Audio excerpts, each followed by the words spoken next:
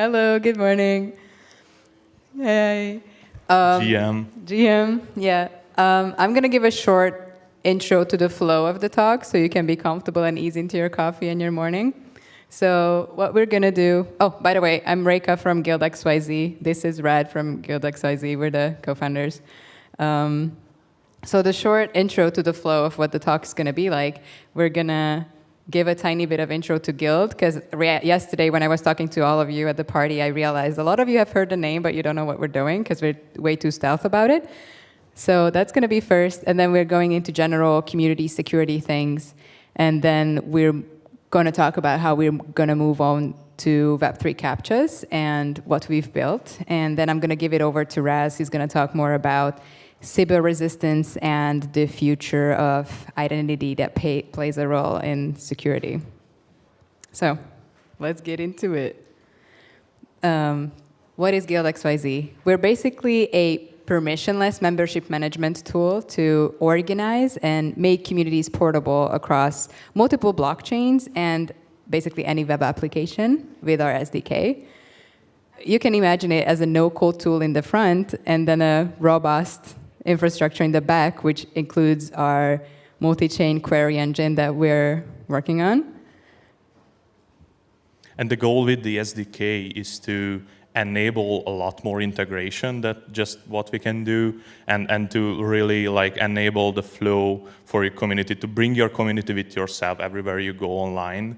And we started out with access control. We thought that's the foundational thing for communities off-chain, but then we are getting into off-chain voting, some contract deployment. We are working with some companies like Coinwise and Syndicate, and we will also provide analytics and rewarding mechanisms for communities at some point.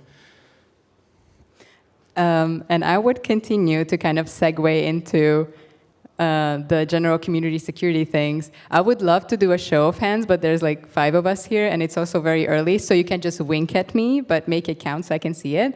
So first question is, who's moderating a community in any capacity?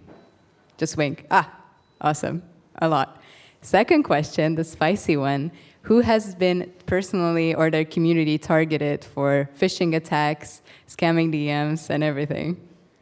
Yeah. That's a lot. Yeah, so it's a universal issue we all face. I spend 5 minutes of my mornings just reporting my DMs, which is very fun. I made a mistake once that I reported another person that I shouldn't have, but then he DM'd another person from our community, so it was fine. Yeah, so it's a universal experience. There's been a recent rise of these attacks recently. As we all know, there's been attacks through webhooks, and still the phishing attacks and the DMs that have been going on for quite a while, they have increased for some reason. And we know what happened in April 1st with the Board API Club, so it's still not a resolved issue, even in larger communities like FWB. It's still happening. So what is unique about communities in Web3 regarding security? Well, with the Web3 agenda, we encourage and enable permissionlessness and the anonymity and anonymous culture, which I'm all here for. It's very exciting. It gives us so much more pros, but it also brings with itself security questions and issues. Like, for example, you could access anything from multiple accounts. People can impersonate you or anybody else, have multiple personas online, and get in anywhere that they maybe shouldn't have. And this level of trustlessness entails and brings with itself the need to develop systems and make systems that make our lives, ease the moderator issues. Because this trustlessness is a very heavy workload in moderation, and yeah, it has its cons. Let's just keep it at that. There are best practices right now that we all can do, like Discord native settings, quite a few upcoming bots that you can use to make your servers and your community more secure and safe. But, I don't know about you, but we're Web3 people, and it feels so blatantly obvious that there's so many proof of humanity and proof of humanhood things lying in plain sight on the blockchain that we're not utilizing for this. It seems ridiculous that we don't use that, so I would encourage us to move forward with more Web3 native CAPTCHAs and Web3 native authentication systems. They're lying there in plain sight, so we should start utilizing that. And this is kind of a segue into what we've built at Guild Xyz, like a lightweight version of Guild Xyz. So Guild gives out access and roles, right, based on blockchain assets and soon off-chain assets as well. But we also have a free entry option, which kind of gives a gas pass to anybody who wants to enter your server. They don't have to hold specific blockchain assets or be included in allow lists. They can just own an address and prove that they are operating that address, so they can verify that it's theirs. And this baby, the new tool within the tool, is called Guildguard. It sounds really cool. The branding is going to be fun. But basically, Guildguard is kind of like a lightweight version of Guild, because token gating and this access control is a nice to have, but safety is it's a must have. So what Guildguard is doing, to give an outline of it, it basically puts all non-authorized and non-authenticated actors or members in your server into this waiting room where they see an empty server. They don't see any contents or the members in your server. So they essentially cannot DM and scam your members. They also can't post any unauthorized links or phishing links or anything in these announcement channels. So basically the bots that get into your server through your Discord invite links, or if people put them in there, they get into this waiting room and they're gonna be left in this deserted island and they can't access anything else there. This, this is what they see afterwards. So they only see this join flow, and the bots obviously cannot complete that, but users click that and they authenticate it, they own and operate a wallet, and they will get access to your server as they would usually. So this is our first step towards Web3 CAPTCHAs. It is super simple. It seems like very obvious to go in this direction. We cannot filter out malicious people, because I've also heard some scams that pretended that they're potential partners for an administrator, and they made the whole website and everything just to get there. Yeah, so just to access their Discord token and act like they're the admins and then fish everybody out of that server. There's ridiculous scams that are going on. So obviously can't filter out for those people, but you can do for most bots. And this is a very good start for that. And I'm going to give it over to RAZ. Yeah, so let's talk about a little bit about the CAPTCHAs that we use today. Because I think we can agree on that most of these are really annoying and really outdated, using very outdated technology. First of all, there were the CAPTCHAs where you have to type in a specific series of characters. Then there is another version when you have to select specific images, and this is in the background being used for training machine learning. And I personally believe that that's the reason why we still use this, because these are just so useful. But then CAPTCHAs also utilizes a lot of metadata and a lot of data in the background, like fingerprinting you and collecting all the data about you on the website. And also like even keystrokes and mouse movements and a lot of additional stuff. And that can be verified in a fully automated way. So we saw a new trend emerging, the invisible CAPTCHAs, or even the non-interactive CAPTCHAs, where, for example, a CAPTCHA can become like a game where you don't realize that you are actually solving a CAPTCHA. Or it can become just like a very simple question in a form. Or you just have to move like a slide, and still the mouse movement and the keystrokes and everything in the background gets you verified. And also there is like a version where you just have to click on a checkbox. And also there are like more automated ways, more non-interactive ways like honeypots. For example, user inputs that are invisible for the user but visible for the bots. And if they fill it out, we can immediately tell that it's a bot. Or time-based forms that we are measuring the time that it takes to fill out a CAPTCHA. If it's too fast, then it's probably a bot, or just fingerprinting again.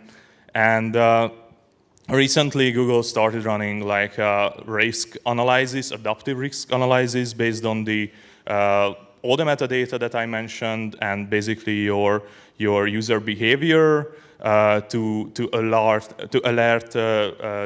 administrators about suspicious traffic. Okay, but how could we do better utilizing the power of Ethereum? First of all, we realized that what Reka mentioned, there are a lot of credentials on-chain already that can signal that you are a human being. And second, I think we can all agree that Sybil resistance is one of the biggest problems that we have to solve collectively, and it actually also solves human verification. So it's actually better than human verification. It's not the other way. So if you have human verification, you can still attack like a permissionless network, for example. But can you talk about the difference between the two? Because I was asking that this morning too, and human verification is basically just CAPTCHA. But Sybil resistance is also make sure that you are a unique human. So not just human, but you're also unique, and you cannot fill out the same form twice. So like, for example, a KYC. A KYC is good for Sybil resistance, although it's not the favorite of the community, but it works. And human verification is basically all these methods to verify a human. And yeah, we already have a couple of solutions live, like obviously proof of humanity. There is Governor DAO utilizing biometric identification of unique human persons, basically. And there is also a lot of new projects utilizing KYCs on-chain or with some form of off-chain credentials to provide this data about users. Obviously not the, so these are anonymous, but they can still verify that someone is a person. It's important to mention that security is not a binary state. It's more like a lot of different layers. And for this, as Reka also mentioned, we can't like can stop bad actors to enter a community. What we can do is stop like bot raids, bots raiding the server or just entering in huge numbers. And the way it works, we want to ensure the maximum protection against bots while requiring minimum effort on the part of the users. So the only action that the user have to take is verifying the address that they have, and then basically the wallet analysis is fully automated, the token gating mechanism is fully automated, you will immediately see the internal members, and the member lists are revealed to you, and also the system makes sure that it revokes access from you if it's necessary, if you sell like tokens or someone compromises your account. So this is still very experimental, but I just wanted to bring a few topics that could be like very interesting for the future of Sybil resistance. And my personal favorite one is on-chain games, like purely on-chain games, because I believe that some of these purely on-chain games can also act as a way of CAPTCHA, basically. So we're very, if you shouting out, if you are building like a fully on-chain game, that just reach out to us, because I think it could be much more than just actual fun for the users. And obviously, Sybil resistance, if we achieve that, it creates the perfect foundation for fair distribution of funds or just better governance in general. Okay, I'll conclude. And I think we did pretty well. And we have 5 more minutes, so we can maybe have a question. I know the organizers told me it's not a Q&A thing, but we have time. So the conclusion is that we have so much data lying on the blockchain that prove human activity that we can use as a security measure against bots and massive attacks from bots. We have an MVP for that. I think, well, we believe that it is a very good move in the right direction with Guildguard. We definitely have some growing to do and more inclusion of the previously mentioned proof of humanity, KYC DAO, all these on-chain activities, also timestamps on like trading and everything could be merged into this. Also, the identity factor that we talked about a little bit, and collecting all these credentials and the decentralized identities from the chain. Yeah, because essentially this is an aggregator, an identity aggregator. Yeah. First on-chain only, but then we are extending to off-chains, as Reka mentioned, for token gating too. Like it's not about assets actually, but for example, if you have a specific pattern in your Twitter handle, or you contributed to a GitHub repository, or have other achievements off-chain, we can verify those, and you can combine it with on-chain requirements and credentials. So those two together will provide maximum security, but we started moving towards in that direction, and we'd love to hear your input as well. We haven't put our handles in there, but it's Guild Xyz on Twitter. I'm Reka.eth on Twitter. You're always changing it, but now you're leading scientist on Twitter.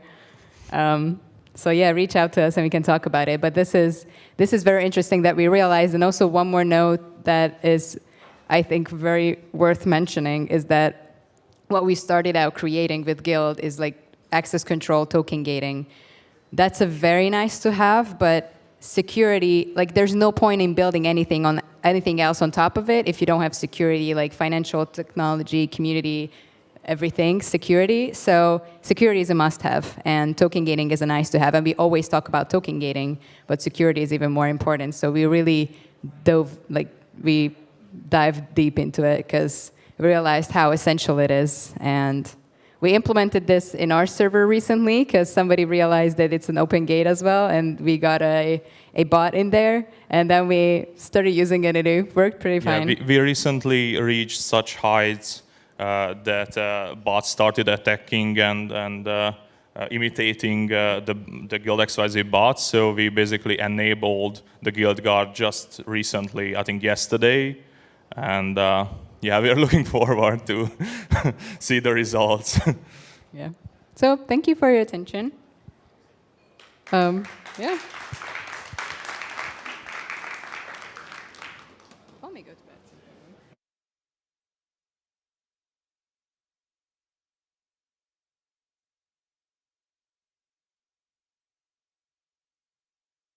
We have time for a question. Awesome. Shoot. Okay, you were first. That's rare. Should I run with the mic? Okay.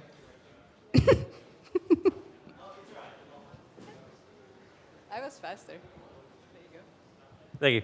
My question is essentially how, if you're implementing Guildguard, especially on a Discord server, do you have any plans in mind on how you can balance that, especially with onboarding, especially people who won't be familiar with Ethereum to begin with? How can they peek into your server and see what's happening if they don't even have an Ethereum address yet? That's kind of the point. That's a good question, yeah. We're still figuring that out. So this is very limited to people who are crypto familiar and at least have a wallet. So token gating, you have to own assets. And for access control that way, you have to own any asset in your wallet. But with this, you have to have a wallet, which I think is a still high education and still high onboarding barrier, but it's still lower than actually purchasing something. We're figuring it out how to make it more inclusive. Yeah, I think the short answer is that we believe that at some point everyone will have an Ethereum wallet, but if not, we will create it for them with the best possible user experience. So it's on the roadmap. Yeah. Okay, I'll do it. One more. Hi there, Johan, Delft University of Technology. So we've been working on the Sybil attack for something like 20 or 30 years. So it's interesting that this community is also discovering. My students have a service where you rent humans to bypass all this type of security. So for just a fraction of a Bitcoin, you can have 1,000 or 10,000 CAPTCHA solutions.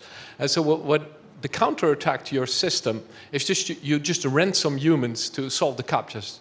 Do you have this on your roadmap, perhaps?